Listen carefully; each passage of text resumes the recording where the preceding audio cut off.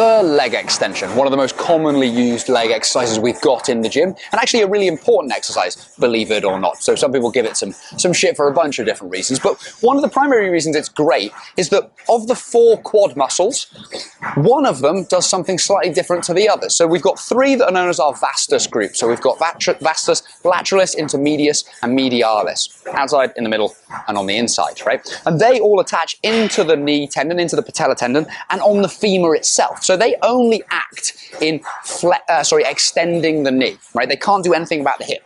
But rectus femoris actually does some work at the hip joint as well, in that it attaches above the hip joint.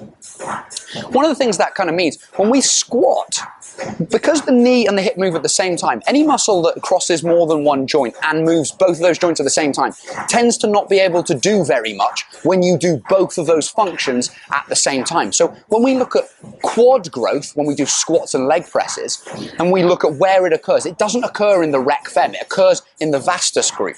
One of the ways we can make sure the Rec Fem gets some love is we lock into position at the hip joint and then extend the knee without that changing. So if we're looking to grow Rec Fem, we need something like a leg extension, and therefore it has a pretty good place of things. Okay, so setting the leg extension up, much like setting up a leg curl. First of all, the pivot point that we move around needs to be in line with the knee joint itself. And that means I need to move this seat backwards and forwards based on the length of my femur. So someone who's shorter is going to be closer up. Someone who's got longer legs like myself is going to be a bit further back within this. If yours doesn't adjust, you can put things like pads and stuff behind you so that you can stay nice and tall and kind of locked into position within those, because not all of these machines will stop exactly where you would like them. I'm then going to grab hold of this thing down beneath me, because I want, crucially, to make sure that this hip joint stays in the same position throughout. Lots of people will start kind of moving around a little bit and letting this position change. This has to stay locked so that this can lengthen and shorten against that locked in position. Finally, the pad needs to sit just above the ankle joint, just kind of below the bony part of the shin. If you put it too high, it'll really start digging into that shin bone. It won't be particularly comfortable. And if you put it right on the ankle joint, you won't like that very much either. So there's kind of like a sweet spot that's easy enough to find. Some of them will lock in, some of them will move around, kind of like this one does here. But find that position, lock yourself in, and then we're slowly going to squeeze up until our legs get fully straight. And then they're going to come back. And as this comes back, I'm not moving at this position. So this lengthens against it.